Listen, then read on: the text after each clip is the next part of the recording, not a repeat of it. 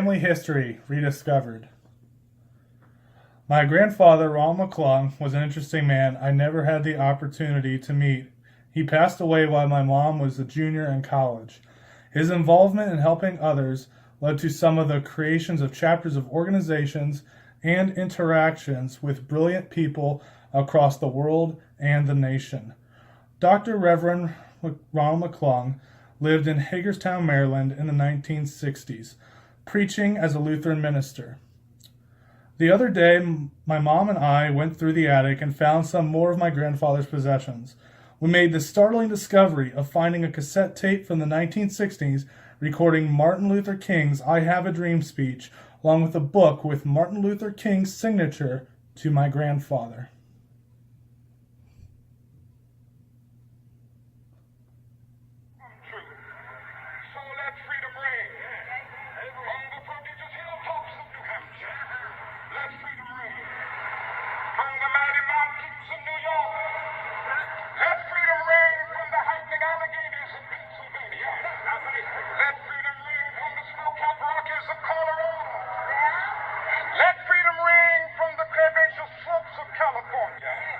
Not only that, let freedom ring from Stone Mountain of Georgia.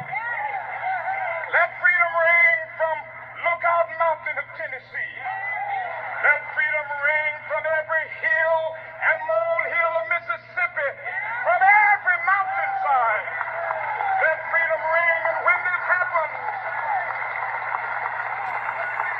when we allow freedom ring, when we let it ring from every village and every hamlet, from every state and every city, we will be able to speed up that day when all of God's children, black men and white men, Jews and Gentiles, Protestants and Catholics, will be able to join hands and sing in the words of the old Negro spiritual, free at last, free at last, thank God Almighty, we are free at last.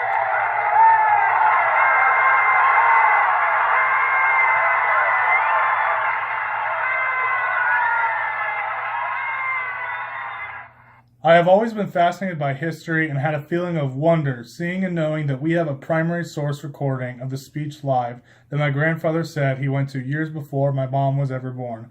I wish I could have had the opportunity to talk to him his incredible journey in a pivotal era of American history.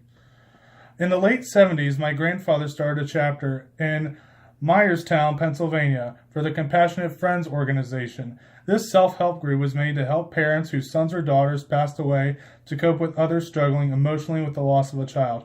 My grandfather was heavily invested in the cause because he and my grandfather could not have children, and when they miraculously did, the infant died 2 months after birth. My mother was adopted before the baby brother. She was 7 at the time of his death. She said growing up with the loss of their child was always difficult for them. My grandfather met Simon Stevens, the founder of Compassionate Friends organization in England. At the time, he started the very first chapter in the state of Pennsylvania. Only a few states at this time had a chapter for this nonprofit self-help outreach program. He did what he loved to do, helping others, whether it be through religion or helping people grieving at with the loss of others.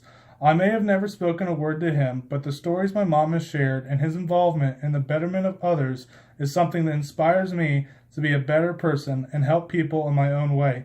Being a role model and a teacher for the next generation is how I want to make a difference in the world.